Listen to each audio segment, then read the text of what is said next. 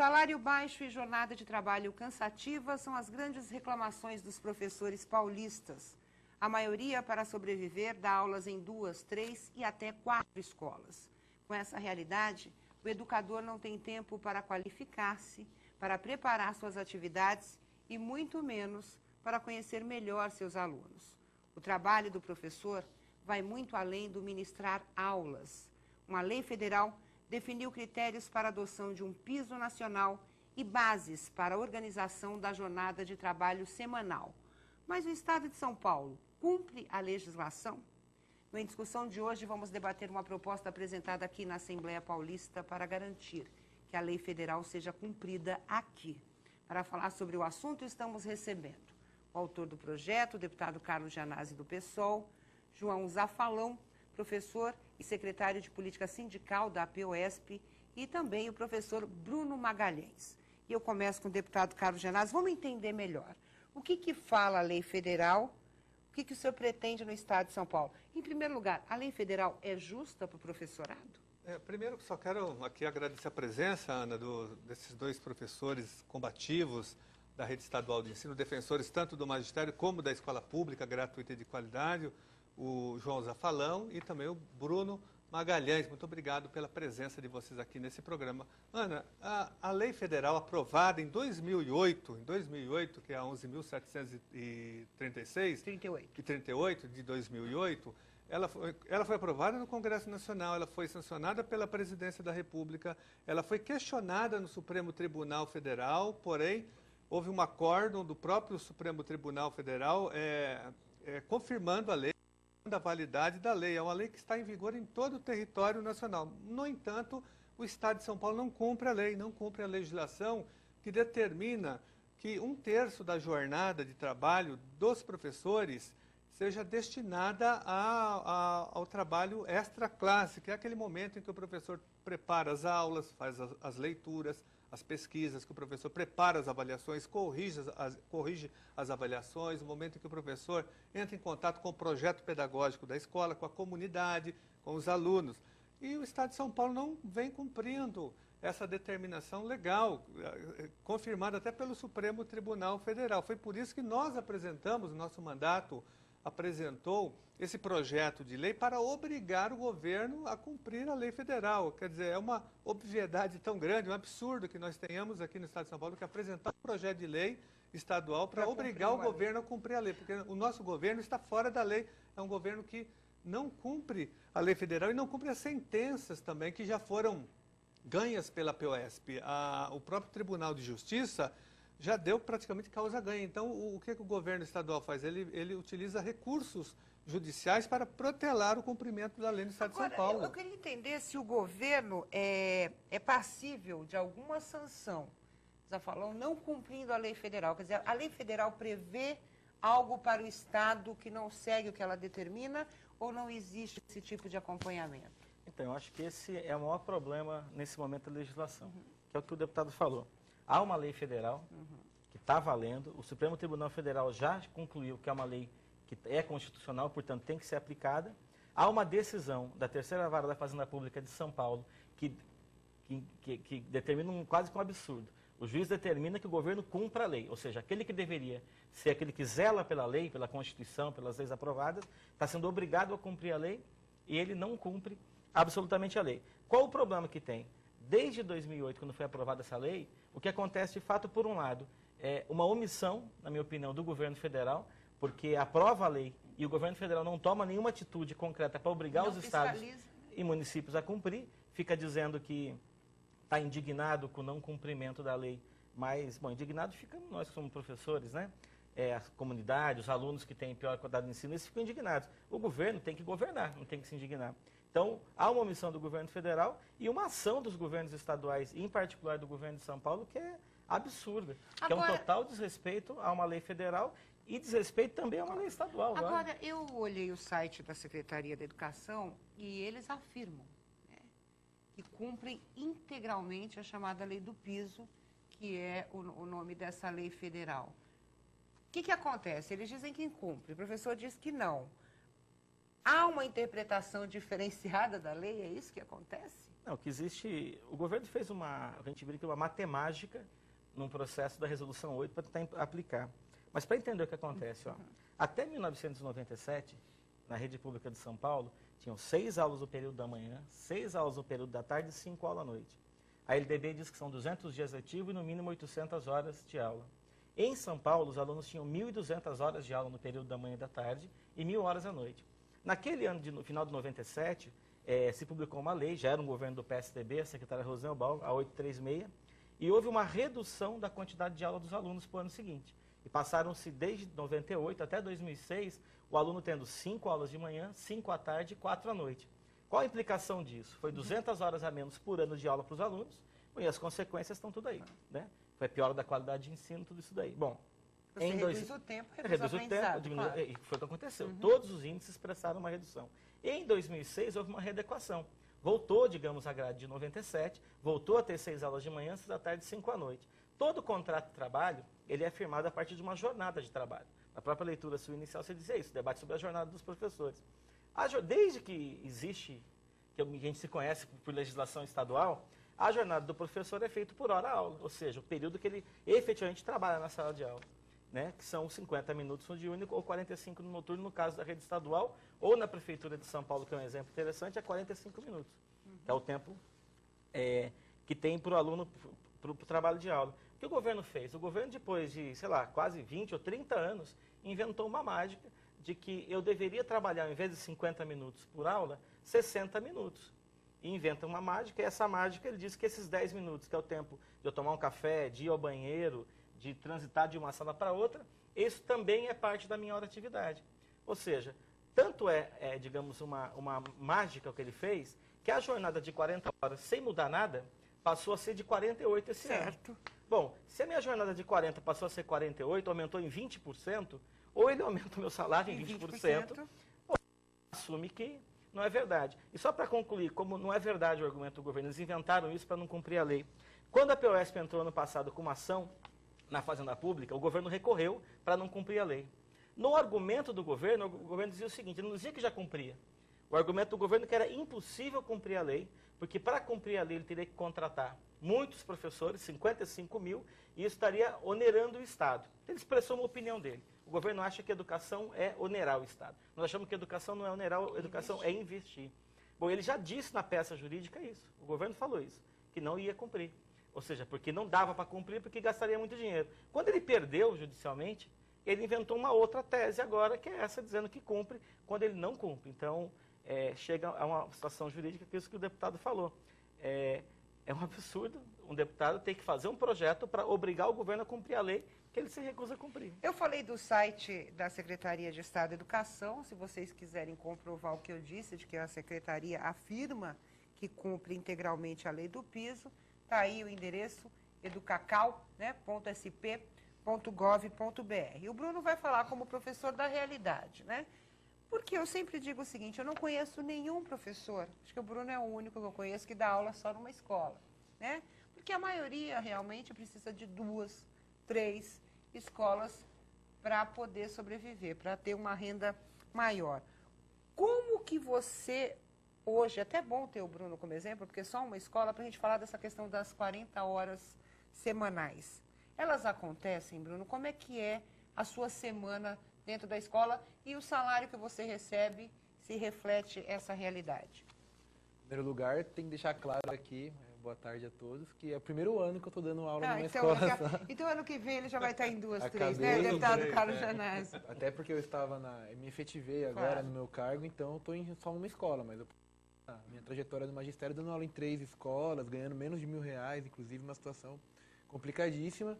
Lembrando, inclusive, que esses professores que devem dar aula em mais escolas, que não são professores efetivos ou que não são estáveis no emprego, eles têm um problema anterior que é não recebem a menor preparação para entrar em sala. Sim. São contratados normalmente depois de 1 mês de serviço, 1 mês de aula iniciada, e entram, eu saí da universidade, entrei numa sala de 40 alunos sem a menor preparação. Isso não me ensinaram na universidade, né? E realmente é uma lacuna. Mas eu vejo, a questão que eu vejo dando aula, conseguindo estar toda a minha carreira em uma só escola, desenvolvendo um projeto, é que boa parte, dos conflitos que existem na escola, se diz muito que a escola estadual é violenta, que existem os conflitos. E esses conflitos eles vêm de uma falta de projeto da própria escola.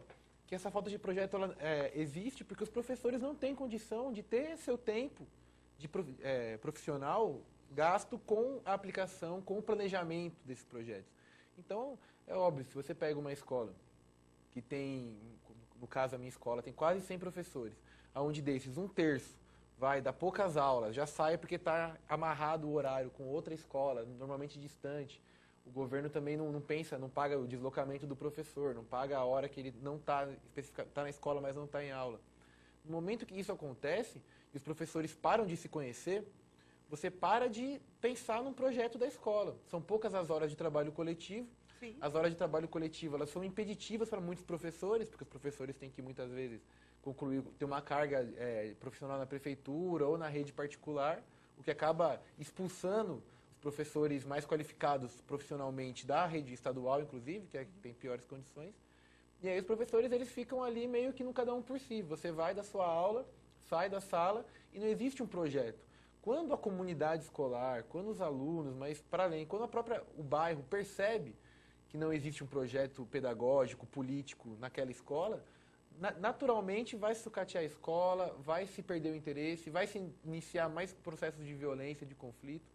Então, na verdade, o bairro está cada vez mais afastado da escola, né? Para não falar os pais, né, dos alunos. Sim, isso é interessante colocar porque a movimentação que os professores fazem não é uma movimentação corporativista. Claro. Não é uma movimentação para simplesmente o salário, como o nosso secretário de Educação, há umas semanas atrás, colocou na imprensa, fez uma declaração pública, os professores não estavam preocupados, né, com os alunos, que por isso que estava havendo essa movimentação, que por isso que nós estávamos indignados, sendo que, na verdade, o próprio secretário, ano passado, tive presente em uma reunião, falou para os professores da base do ensino que iria cumprir integralmente a lei. E nós até ficávamos, nossa, mas será que finalmente o governo vai cumprir integralmente a lei? Você consegue planejar as suas aulas? Não consigo. É muito difícil. Mesmo assim, né, tendo essa realidade que a gente falou, só de uma escola. Eu vejo uma questão, para mim, a questão pedagógica, ela tem uma influência muito grande nesse sentido. Por quê? Eu tenho muitas aulas de quinta série, por exemplo.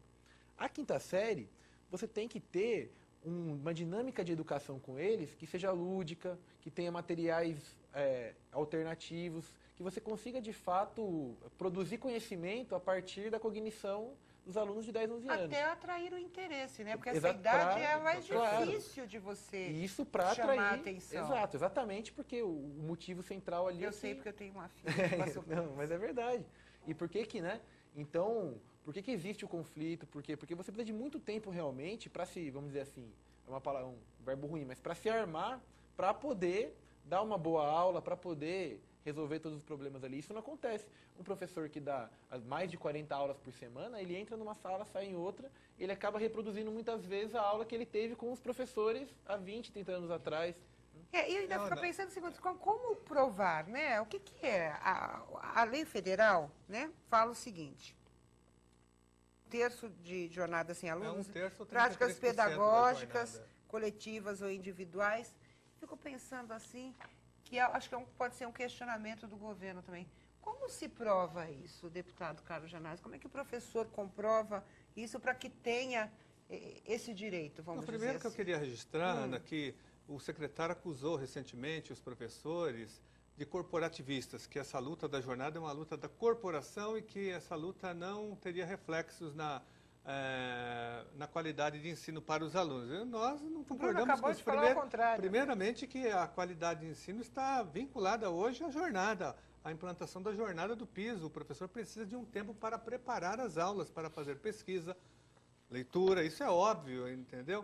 O professor ele precisa desse tempo e o secretário tenta desqualificar essa luta, reduzindo essa discussão a uma questão matemática, meramente matemática, e tentando também tentando desvirtuar o espírito da lei. A lei tem esse espírito, olha, o professor tem que ter mais tempo remunerado fora da sala de aula, não é só entrar. Eu sou professor também, inclusive professor universitário também, trabalhei muito tempo na rede pública, e tem que ter o tempo, isso é óbvio. Agora, o secretário não está investido. Nós realizamos aqui uma audiência pública há alguns dias atrás, pela Comissão de Educação, e o governo insiste em dizer que cumpre a legislação, mas não cumpre. Ele reduziu tudo a uma questão matemática, uma questão mesquinha e sórdida, né, que nós não concordamos. Agora, o governo ele tem desrespeitado a legislação que beneficia o magistério.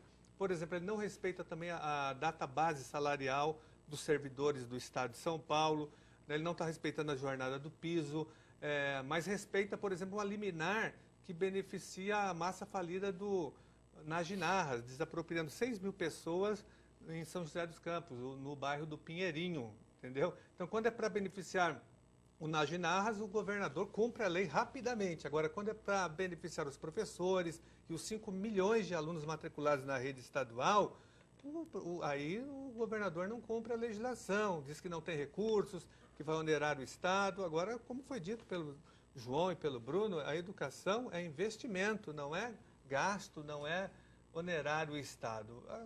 E a nossa educação está falida hoje porque não tem investimento. Nós não temos nem um plano de educação.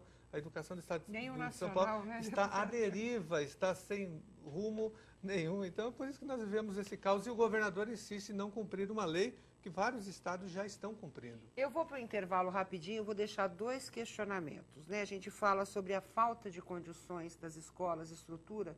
Então, como garantir que os professores tenham um espaço adequado para essas práticas individuais ou coletivas, ou até de melhor conhecer os seus alunos? E outra pergunta que é, em julho do ano passado, o governador deu um aumento para os professores, 42,25%.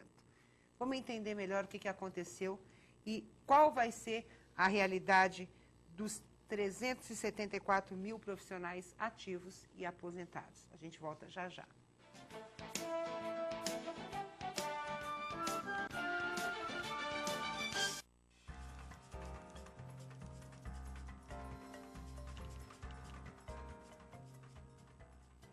Fechada pelo Estado Novo de Getúlio Vargas por 10 anos, a Assembleia Legislativa foi reinstalada em 1947. O período de 47 a 64 foi marcado por transformações políticas turbulentas, como a cassação de direitos políticos e o rompimento da ordem constitucional.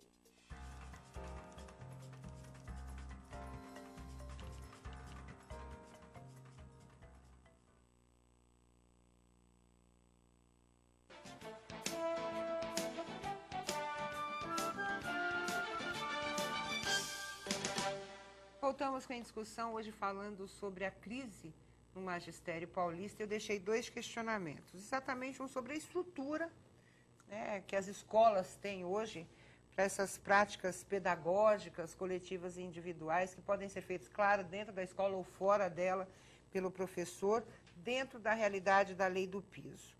Bruno, como é que é isso, né? A escola tem estrutura para o professor desenvolver essas atividades, porque muitas vezes o professor não tem espaço em casa para fazer um planejamento, não tem equipamento, não tem um computador, né? Não tem uma planilha. A sua escola tem essa condição?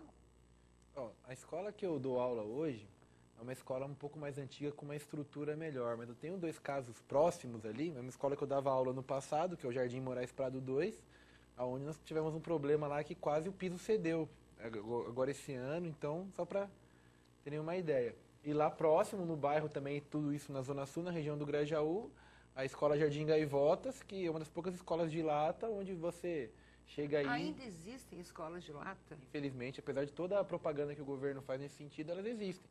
Elas foram reformadas, elas foram, vamos dizer assim, maquiadas, mas a estrutura das escolas, elas são de lata, são de metal. Tem no Gaivotas, eu tive a oportunidade de conhecer...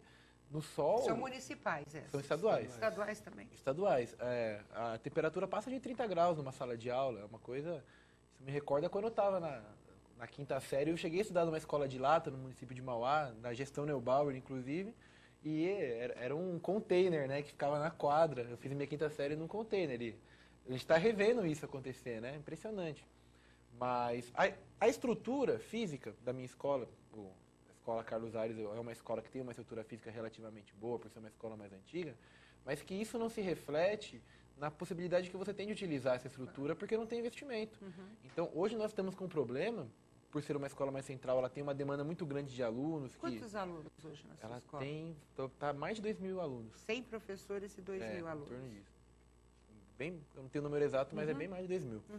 E tem grande demanda de alunos que vêm de escolas de bairro, que são escolas mais sucateadas, com mais falta de professor, né? Lembrando da dificuldade do professor de se locomover entre as escolas. E os alunos acabam procurando uma escola mais central. Foi o que fez, sem querer usar isso aqui onde vamos, mas foi o que fez minha mãe também. Falou assim, ó, me tirou da escola de lá, mentiu o endereço e me colocou numa escola pública central para que eu pudesse ter uma educação melhor. Enfim. E o que acontece? Mas mesmo sem investimento, essa boa estrutura ela acaba se diluindo, porque então nós chegamos a ter sala no período da manhã e da tarde com quase 50 alunos. É um grande problema de uma escola que é uma escola relativamente central, uma escola polo da Diretoria de Ensino Sul 3. Então, e você tem... Mas não existe uma lei para essa questão também do máximo de alunos em sala de aula ou é projeto ainda? Mas que não é cumprida porque no limite, a não ser que você tenha, e está ocorrendo na escola uma mobilização no sentido de procurar soluções, que objetivamente ali a solução é mais salas, é se construir mais alas, apesar disso, a lentidão é muito grande, né, do aparato burocrático, de como o Estado lida com as coisas. E fora isso, concluindo, tem a questão também de que se você não tem um investimento, agora, por exemplo, no Carlos Aires nós estamos com o dilema cruel entre professores, entre manter a sala de vídeo ou transformar a sala de vídeo em mais uma sala de aula. Porque nós não temos espaço físico para conter os alunos e, ao mesmo tempo, a sala de vídeo, a sala multimídia é essencial para o nosso trabalho didático. Né? Não, eu fico pensando o seguinte, né? É muito difícil, né, você pensar num espaço adequado nessa realidade para os professores poderem fazer esse planejamento. Agora eu falei sobre o aumento. Ana, só antes do João falar sobre o falso reajuste para os professores da rede estadual, eu só queria dizer o seguinte, que nós temos ainda 70 escolas de lata na rede estadual de ensino, 70 escolas de lata que o governo diz que não é de lata, é o projeto Nakamura, mas que são escolas de lata, como disse o Bruno, elas foram revestidas por fora com paredes de alvenaria, mas toda a estrutura interna é de lata. Inclusive, nós denunciamos isso já ao Ministério Público, ao Tribunal de Contas, já trouxemos o caso aqui para a Comissão de Educação e nada foi feito até agora. O governo estadual insiste em manter 70 escolas de lata no estado de São Paulo, o estado mais rico da federação. E uma outra questão levantada... Deveria ser o modelo em exatamente, educação. você falou da questão do limite de alunos por sala de aula. A superlotação é um câncer hoje na rede estadual de ensino, que tem atrapalhado imensamente a oferta da qualidade de ensino e o trabalho pedagógico dos professores. Nós temos salas com 50, 55, até 60 alunos. Mas não existe uma regra Não, para isso? Infelizmente não. Nós temos um projeto aqui que nós apresentamos, já foi aprovado em todas as comissões, está pronto para ser votado no plenário. Agora o governo impede, porque o governo controla aqui as votações da Assembleia Legislativa e ele não permite a aprovação do nosso projeto, que estipula o número máximo de alunos por sala.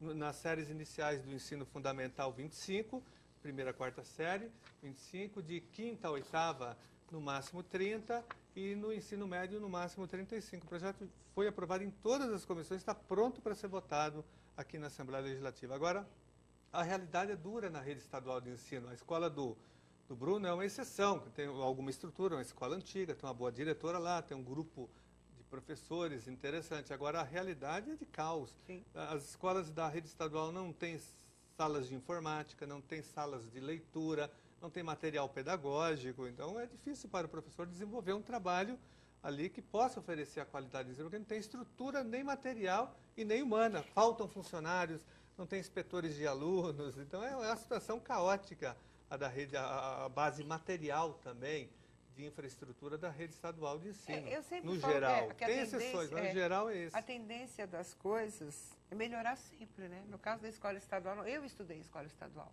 até minha antiga oitava série, né? Hoje 9º ano.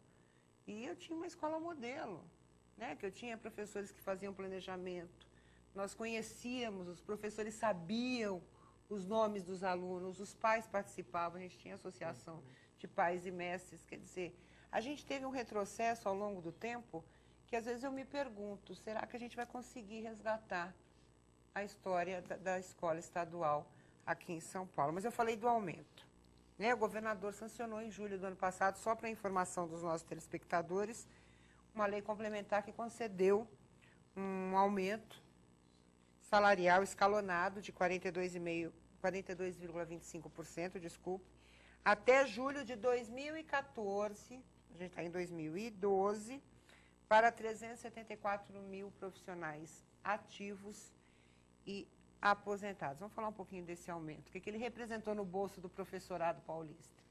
Só, antes de falar diretamente do aumento, porque tem a ver com essa relação. Quando se debate a falta de estrutura na escola, está se debatendo que falta dinheiro do governo para ter uma estrutura melhor na escola. Só queria dar uns números que eu acho que explica um pouco a política do governo do Estado. O país hoje, quando você soma o que gasta o governo federal, os governos estaduais e todos os municípios, chega a gastar algo em torno de perto de 5% do produto interno bruto com educação. Há uma luta nossa para aprovar... Falamos em 30%, pois que seria... Há uma guerra para tentar aprovar 10% no Congresso Nacional, há muita dificuldade que não há acordo por parte do governo federal. Mas o gasto que o governo de São Paulo faz, quando você pega o quanto São Paulo arrecada no montante do PIB e gasta em educação, São Paulo gasta em média 2% do PIB para educação. Então, de saída, para se enquadrar nos padrões nacionais, que é muito ruim, São Paulo teria que mais que dobrar o investimento na educação, e é possível dobrar. O orçamento de São Paulo expressa isso. Há uma decisão política do governo de não fazê-lo, porque aqui se atende outros interesses, como falou o deputado. Aqui se gasta mais de R$1 milhão para jogar 6 mil pessoas na rua no bairro do Pinheirinho, por conta de uma liminar muito questionada pela Justiça Federal, inclusive, e não se gasta com educação, como não se gasta em outras áreas que tem. Sobre a questão do reajuste, só para entender. Os professores, de 98 até agora, têm uma perda salarial de 36,74%. E o ano passado teve uma campanha dos professores para repor as perdas salariais do período anterior. Qual que é o piso hoje do professor? Só para a gente então, saber. Um professor com 40 horas de trabalho ganha em torno de R$ 1.800 inicial. Bruto. O professor que tem 40 horas semanais. Aqui existem 4 jornadas. A 40 é a jornada máxima. Tem jornadas inferiores e aí vai reduzindo o salário dos professores. No ano passado abriu um debate que era esse. Há uma perda salarial de 36,74% e abriu toda uma campanha. Será um debate com o governo de como seria a reposição. O governo fez mais ou menos o que fez agora com a história do piso. Fez uma pirotecnia, que foi esse projeto. Falo pirotecnia porque ele anunciou para todo mundo que concedeu 42,25% de aumento, que não existem. Porque primeiro escalonou em 4 anos. Portanto, a inflação dos 4 anos não está embutida. Não está compensando. Então, já tem isso. Então, o ano passado, a primeira parcela que o governo anunciou seriam 13,5%, segundo o governo. Quando você faz a conta na ponta do lápis, o valor real da reposição salarial foi de 8%, porque os outros 5% era a incorporação de uma gratificação, que nós indicamos há muito tempo, os professores, mas já faz parte do meu salário aquela gratificação. Então, houve uma incorporação, e mesmo os aposentados, é importante registrar, que é quem teria um aumento maior dos 5%, porque o aposentado não recebe a gratificação, a maioria dos aposentados já tinham ganho judicialmente o direito a essa incorporação. O governo concedeu algo que ele já tinha perdido judicialmente, estava tendo que pagar. Foi 8%. A inflação do ano passado chegou perto dos 8%. Então, na prática, a reposição de 2011 empatou com a inflação de 2011. Portanto, os 36,74 continuam para trás. Então, na prática, o projeto do governo é o seguinte: se não houver nenhuma alteração e não tiver ampliação da reposição, o melhor cenário é que em 2014 o professor vai continuar tendo um poder de compra 36,74% menor do que tinha em 98. Isso considerando 98 para cá. Porque se eu usar o parâmetro do que foi o salário do professor durante a década de 80, o professor chegou a receber 10 salários mínimos. Quando você recebia 10, hoje daria em torno de R$6 mil de salário. Bom, para 1.800 para 6 mil, há uma diferença grande. Não estamos nem reivindicando isso. Ainda é como que chegou a situação nossa. Não estamos nem reivindicando isso, estamos reivindicando bem menos do que isso, que é para tentar manter o poder de compra. Porque o que aconteceu de 80 para cá? Um professor que tinha uma jornada de um cargo passou a ter que acumular um segundo cargo. Então, o problema não é o professor que trabalha 40 horas, isso é quase que um privilegiado. Sim. A maioria da rede trabalha com um aluno cerca de 64 horas. Agora, me fala, qualquer pessoa sabe que um professor está muito fora da sala de aula. Se eu aplico uma atividade para 40 alunos numa sala de aula, pressupõe que eu preciso de um tempo fora da sala para corrigir as 40 atividades. Se alguma estratégia de aprendizado que eu utilizei na sala de aula não funcionou para uma parcela dos alunos e funcionou para outra parcela, eu tenho que ter tempo para pensar uma forma de fazer que o aprendizado chegue naquele aluno que não teve. Isso tem que ter tempo para pensamento. Então, a própria luta por um terço de hora de atividade, Vou dizer, é uma luta pequena, porque historicamente o que a educação sempre defendeu é 50% de atividade e 50% com o aluno. Isso são dados, inclusive, internacionais. A própria ONU, quando divulga índices educacionais, trabalha com esse parâmetro. A gente dá... Meio a meio. Quer dizer, hoje é tão ruim a situação do professor que até 1/3, que é pouco diante da necessidade, seria muito bom, porque nem isso o governo quer cumprir. Reflete a realidade, deputado Janazzi. Eu vi uma matéria no jornal faz pouco tempo de que ninguém quer ser professor. Né? Que daqui a um tempo a gente vai ter uma grande dificuldade em ter pessoas interessadas e formadas para o magistério.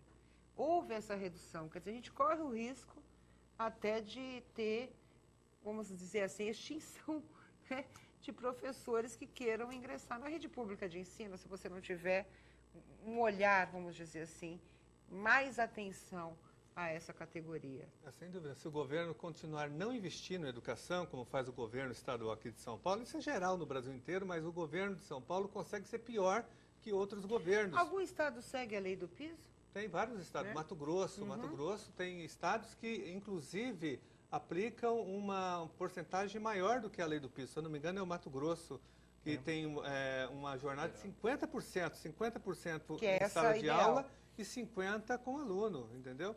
Então, isso é possível de ser feito. Agora, o estado de São Paulo é um dos que menos investe nessa área. É por isso que nós estamos numa situação difícil. O que o governo faz é propaganda enganosa, dizendo que deu aumento para os professores de 42. Isso é mentira. Nós aprovamos esse projeto aqui, discutimos o projeto aqui e denunciamos.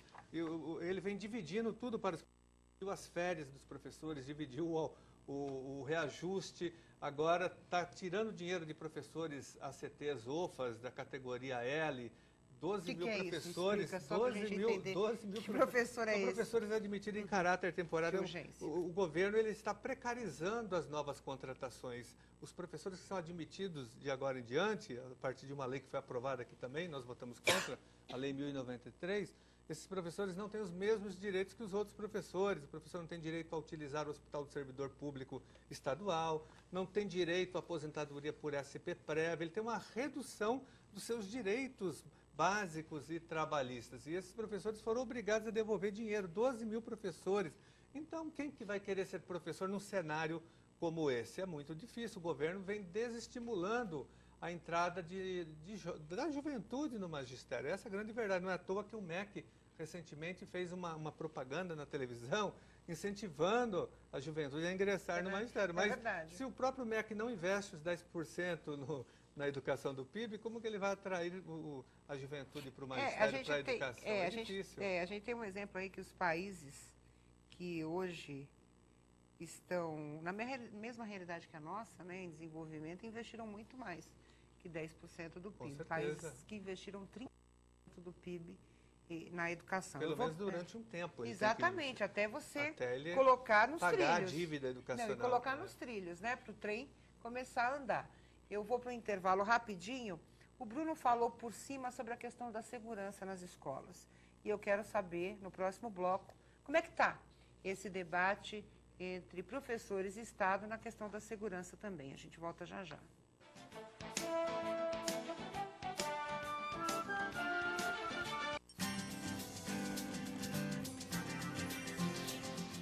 Dia Internacional da Mulher, Semana da Mulher, Mês da Mulher, Ano da Mulher, a vida com as mulheres. É importante nós garantirmos uma sociedade sempre com felicidade.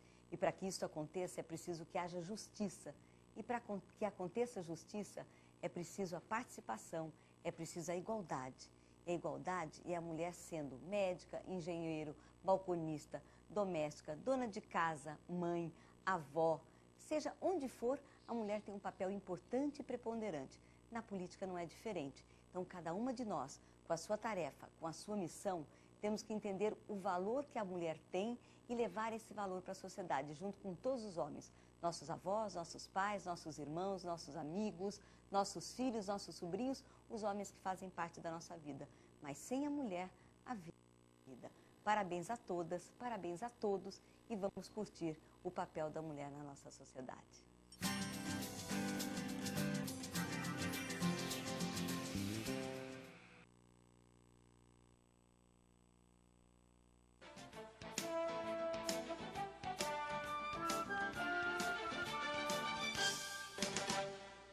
voltamos com a discussão, hoje falando sobre a crise no magistério de São Paulo. E eu deixei uma pergunta para o Bruno, que ele tocou meio en passant na questão da segurança. A gente já viu mais notícias, né, sobre vandalismo, agressão a professores, casos até, né, que ganharam grande destaque na mídia. Isso continua? Como é que você vê essa questão da segurança, tanto dentro quanto fora das escolas, com relação aos professores? Em primeiro lugar, assim, a escola, uma coisa que eu reparei nos poucos anos de magistério, é um ambiente violento, é um espaço violento. Quais fatores influenciam?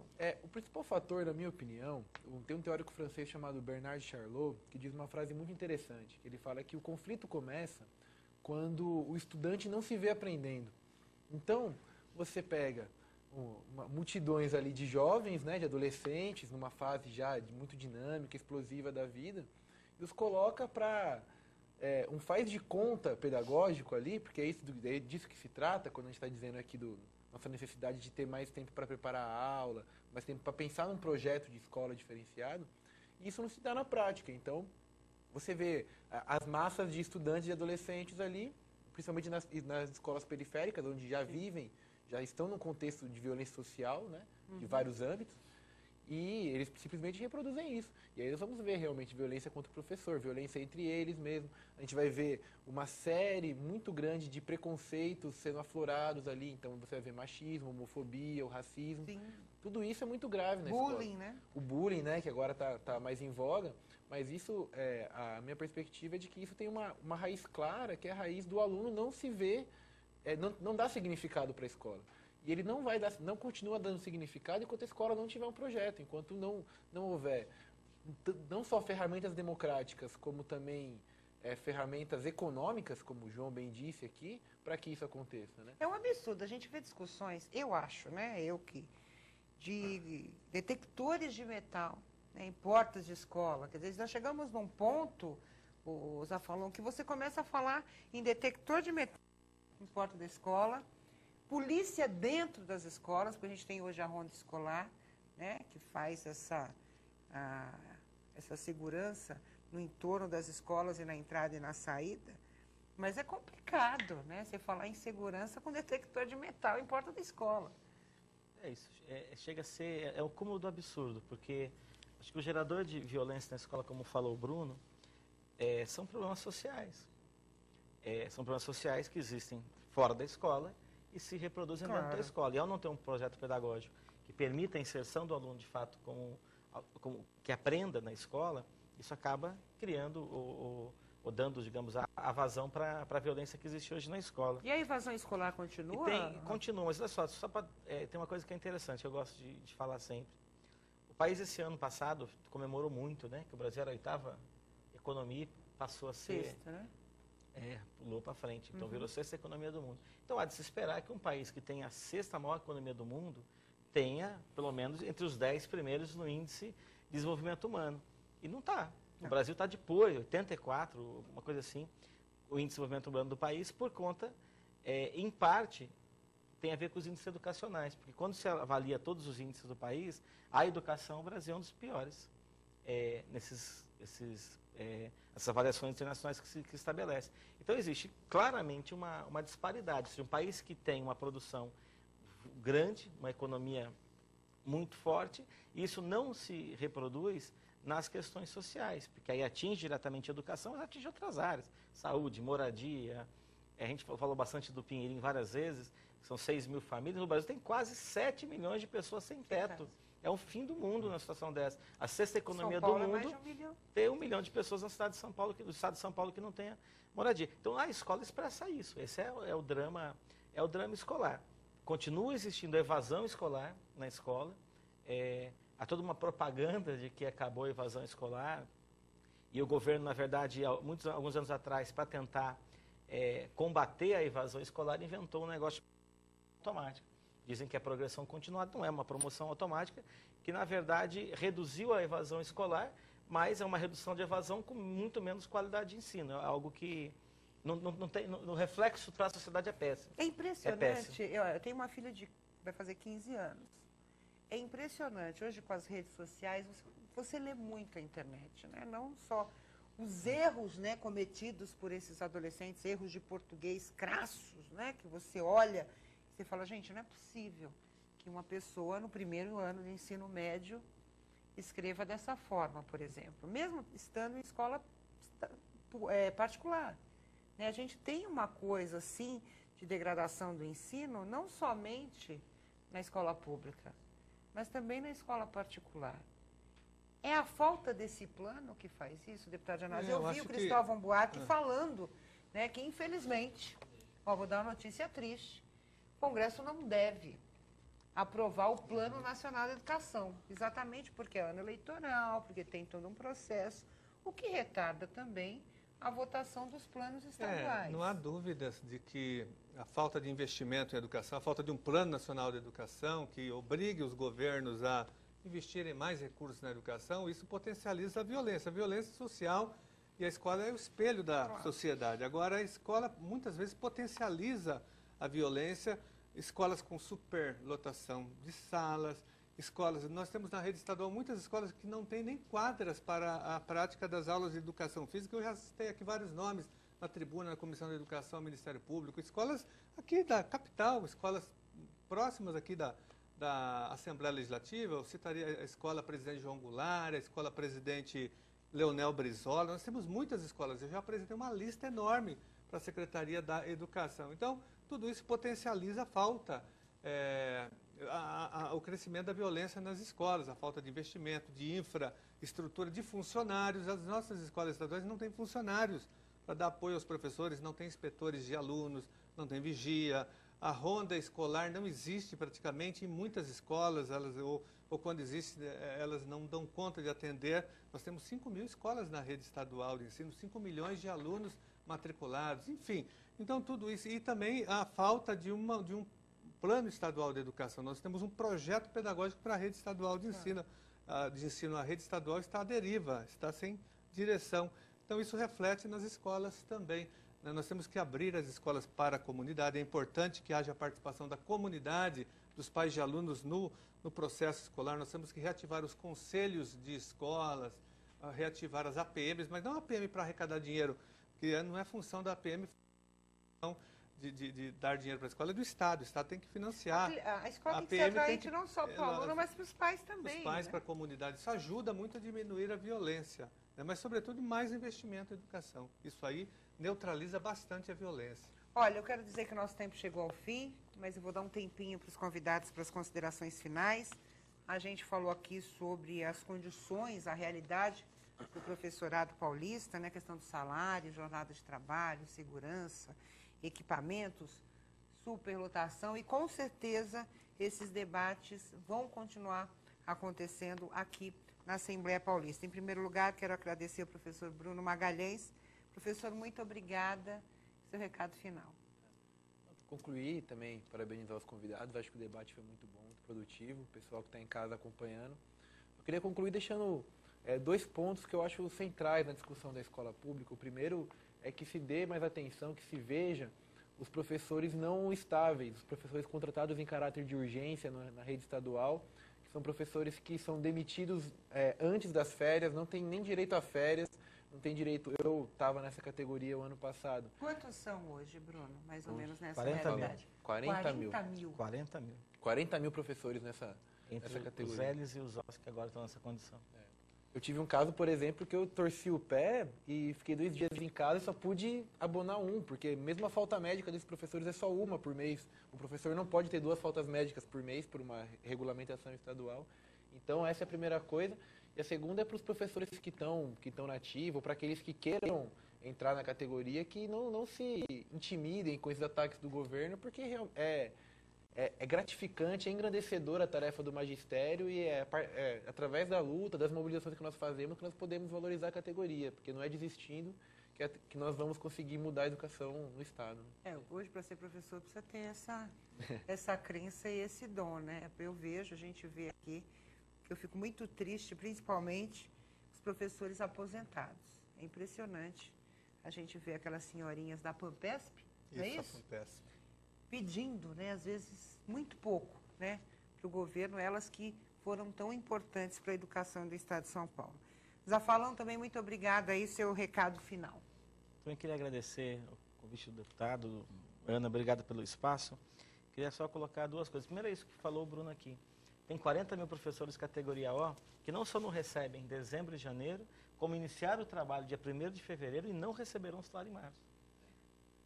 O governo só vai pagar em abril, ou seja, o professor está sem salário. Esses contratos duram quanto tempo? São durante o ano letivo. No último dia letivo ele é suspenso e retoma o ano seguinte após as férias. Isso é uma aberração. É a única categoria profissional que tem 40 mil trabalhadores que não recebem férias. E aí tem ônus em relação ao 13º e etc. e tal.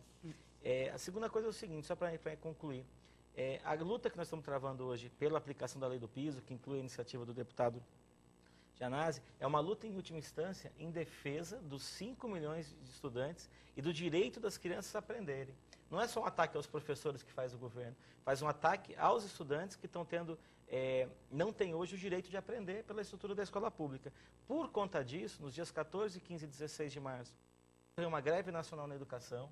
Os professores estaduais deliberaram por participar da greve nacional esses 3 dias, e no dia 16 vai ocorrer uma grande assembleia estadual no Palácio dos Bandeirantes, e lá nós vamos definir os próximos passos da luta, que é uma luta em defesa do direito das crianças a aprenderem. E tem um agravante aí, muitas vezes os pais culpam os professores por essa realidade, né? Então, é bom que as pessoas conheçam, né, a história e o histórico, né, do professorado de São Paulo. Quero agradecer principalmente ao deputado Carlos Janazzi pela oportunidade de debater esse assunto. O senhor que é educador, né, defende, né, os professores paulistas. O seu recado final. Primeiro, agradecer mais uma vez ao Bruno e ao João e dizer que o governo tem criminalizado os professores. O governo tenta, a todo momento, jogar a opinião pública contra os professores da rede estadual. Né? É uma tática do governo que tem apoio de uma parte da imprensa também, que acaba reforçando esse preconceito e essa criminalização dos professores. Mas a verdadeira crise da educação é causada pela falta de investimento do governo, não porque os professores estão fazendo paralisações. É o governo que empurra o professor para a greve, como está empurrando. O professor não vai cumprir uma lei federal, é um governo fora da lei, é um governo que viola a legislação. Então, está empurrando novamente os professores da rede estadual para uma nova paralisação. Isso é um absurdo. Agora, nós vamos continuar, apesar de tudo isso, defendendo a dignidade e os direitos dos professores da rede estadual e também vamos continuar defendendo a escola pública, gratuita e de qualidade e forçando o governo a cumprir a lei federal, a lei estadual e, sobretudo, a aprovar o plano estadual de educação para que nós possamos ter mais investimento na educação e tirar a política educacional das mãos do governo, né?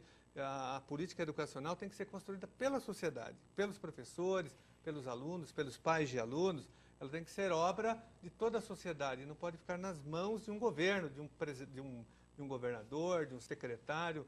Né? Nós vivemos aqui em São Paulo a descontinuidade das políticas educacionais, com o mesmo partido.